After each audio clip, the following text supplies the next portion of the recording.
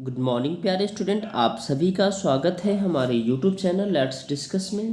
प्यारे स्टूडेंट, जैसा कि स्क्रीन पर देख रहे हैं, आज हम डिस्कस करने जा रहे हैं क्लास 10th का विषय हमारा हिंदी होगा, जो कि वर्कशीट नंबर हमारा 44 है और यह पुनरावृत्ति वर्कशीट है यानी रिवीजन वर्कशीट है और यह 8 नवंबर 2021 के लिए है। तो प्यारे स्टूडेंट, आज का जो हमारा चैप्टर का रिवीजन है वो बाल गोविंद भगत है, जो कि मोस्ट इंपॉर्टेंट चैप्टर है डियर स्टूडेंट। तो चलिए हम इसे प्रॉपर वे में डिस्कस करते हैं, ठीक है। और आई होप कि आपकी हिंदी की स्टडी आप सारे बुक को पढ़ गए होंगे, बुक में जितने भी चैप्टर आ रहे हैं और उसको बार बार आप रिवाइज कर रहे होंगे, क्योंकि आपका फाइनल टर्म का एग्ज़ाम जो फर्स्ट टर्म का आ चुका है अब जल्दी ही आने वाला है, ठीक है। तो प्यारे बच्चों, पूर्व के कार्यपत्रक में हमने बाल गोविंद भगत के बारे में विस्तार से पढ़ा और अपनी समझ बनाई थी। इस पाठ के आधार पर पूछे गए प्रश्नों में जो है ना, हम सही विकल्प का चुनाव करेंगे और अपनी समझ और भी स्ट्रॉन्ग करेंगे, अपनी समझ से आंसर लगाएंगे। तो प्यारे स्टूडेंट, इसमें जो हम बताने जा रहे हैं आपको, ये सारे क्वेश्चंस हैं। तो इस सभी क्वेश्चंस को आपको क्या करना है, खुद से भी आंसर लगाना है और खुद से आंसर लगाइए और उसके बाद आप देखिए वीडियो को पॉज करके और कितना आप सही कर पाते हो, ठीक है। और उसके बाद आप आंसर मैच कर लीजिए, ठीक है। और फिर आप कमेंट में लिख करके बताइए आपका कितना सही हुआ। तो क्वेश्चन नंबर फर्स्ट है, बाल गोविंद भगत किसके पदों को गाया करते थे। तो बाल गोविंद भगत जी डियर स्टूडेंट वो कबीर के पद को गाया करते थे, ठीक है। लेखक बाल गोविंद भगत के किस गुण पर मुग्ध थे। तो लेखक मधुर गान जो था ना बाल गोविंद भगत के, उस पर मुग्ध थे। समूचा गांव खेतों में कब उतर पड़ा था।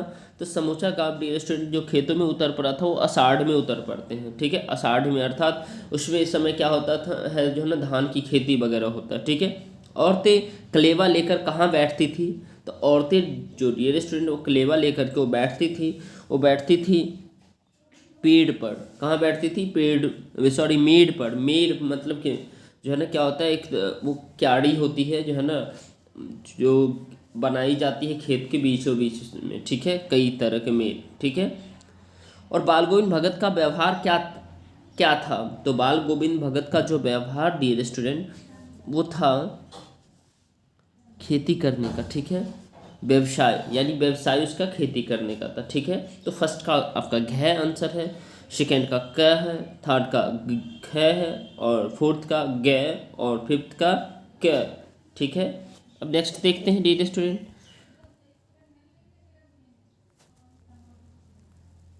क्वेश्चन नंबर हमारा 6 है, धान की फसल उगने का समय क्या होता है। तो धान की जो फसल होती है डियर स्टूडेंट वो उगने का जो समय माना जाता है वो आपका माना जाता है जुलाई से अक्टूबर, ठीक है। जुलाई से अक्टूबर को माना जाता है। 7 नंबर है, भगत जी भजन गाते समय क्या बजाया करते थे। तो भगत जी जो है ना भजन गाते समय डियर स्टूडेंट वो बजाया करते थे खंजरी। क्या बजाया करते थे, खंजरी। और संगीत के साथ कार्य करने का परिणाम क्या होता है। तो संगीत के साथ कार्य करने का परिणाम वो आनंदपूर्ण अच्छा होता है, ठीक है। बाल गोविंद के गीतों को सुनकर वहाँ उपस्थित सभी लोग क्या करते थे। तो बाल गोविंद भगत के गीतों को जो सुनकर वहाँ उपस्थित लोग जो थे डियर स्टूडेंट वो करते थे, झूम उठते थे। वो क्या होता था, वो झूम उठते थे, ठीक है। भगत जी अपने बेटे का खास ख्याल रखते थे, क्योंकि किस लिए अपने बेटे का खास ख्याल रखते थे ये बताइए।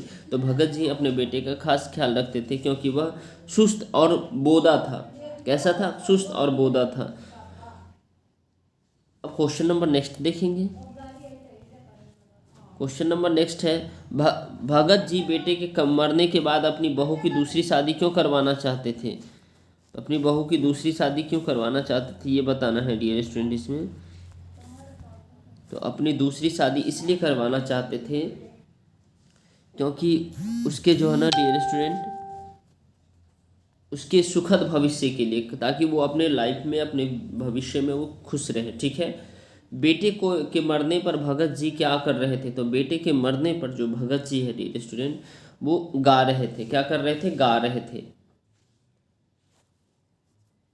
क्वेश्चन नंबर नेक्स्ट है, क्वेश्चन नंबर 13 है और 14 है, पतोह से पुत्र की चिता को आग लगवाना बाल गोविंद की किस मानसिकता का जो है ना परिचायक है। पतोह से जो है ना यानी जो पतोह होती है, ठीक है, उससे पुत्र की चिता का आग लगाना ये किस जो है ना किस चीज़ों को मानसिकता को दर्शाता है, तो इसको बताना है आपको। तो ये मानसिकता होती है नारियों के प्रति सम्मान का होता है, ठीक है। निम्नलिखित में से बाल गोविंद में से संबंधित नहीं है, बाल गोविंद में से कौन सा संबंधित नहीं है, तो इसमें से होता है सूत का जनेऊ। सूत का जनेऊ नहीं था, कनपट्टी टोपी होता है, ठीक है। रामानंदी चंदन लगाते थे, तुलसीदास की माला पहनते थे, ठीक है, लेकिन सूत का जनेऊ नहीं होता था। तो आपका इसका ऑप्शन नंबर ख हो जाएगा। उसके क्वेश्चन नंबर 15, बाल गोविंद भगत के अनुसार कैसे लोग निगरानी और मोहब्बत के हकदार होते हैं। तो बाल गोविंद भगत के अनुसार जो है ना, जो लोग बुद्धिमान लोग होते हैं, नहीं ऐसा नहीं है, ये नहीं होगा, नहीं ये होगा, ठीक है। नहीं, वो परिश्रमी होते हैं, शारीरिक तथा मानसिक रूप से शिथिल होते हैं, वो व्यक्ति जो है ना क्या करते हैं, बाल गोविंद भगत के अनुसार निगरानी और मोहब्बत के हकदार होते हैं, यानी शारीरिक तथा मानसिक रूप से शिथिल होते हैं, ठीक है। भगत की पुत्र वधू में क्या गुण था, तो भगत की पुत्र वधू में सुंदर व सुशील थी, प्रबंधन थी, में कुशल थी, घर में की जिम्मेदारी संभालती थी। तो इसमें से उपरोक्त में से सभी हो जाएगा इसका, ठीक है। इसका ऑप्शन नंबर आपका घ हो जाएगा, राइट। अब देखिए क्वेश्चन नंबर हमारा 17 और 18 है। वह गृहस्थ थे लेकिन उनकी सब चीज़ साहब की थी। यहाँ साहब से क्या अभिप्राय है, तो यहाँ साहब से अभिप्राय है डियर स्टूडेंट, साहब से अभिप्राय कबीर से, कबीर के बारे में कह रहे हैं, ठीक है। लेखक ने लोही किसे कहा है, लेखक ने लोही किसे कहा है, तो यहाँ पर जो लेखक है वो लोही प्रातः काल की लालिमा को कहा है, प्रातः यानी सुबह की सूरज की लालिमा को लोही कहा है, ठीक है। तो आई होप डियर स्टूडेंट आपको ये समझ में आ गया है, लगता है ये आपके लिए हेल्पफुल है। और डियर स्टूडेंट पाठ को 2 बार पुनः ध्यानपूर्वक पढ़िए और उपयुक्त प्रश्नों के समान अतिरिक्त अन्य प्रश्न तैयार करके अभ्यास करिए, ठीक है। तो इस वर्कशीट को जरूर लाइक करें, चैनल पे नए हैं तो चैनल को सब्सक्राइब करें और वीडियो को शेयर करें, ठीक है डियर स्टूडेंट। तो चलिए फिर मिलते हैं नेक्स्ट वर्कशीट में, तब तक के लिए bye bye, take care, have a nice day.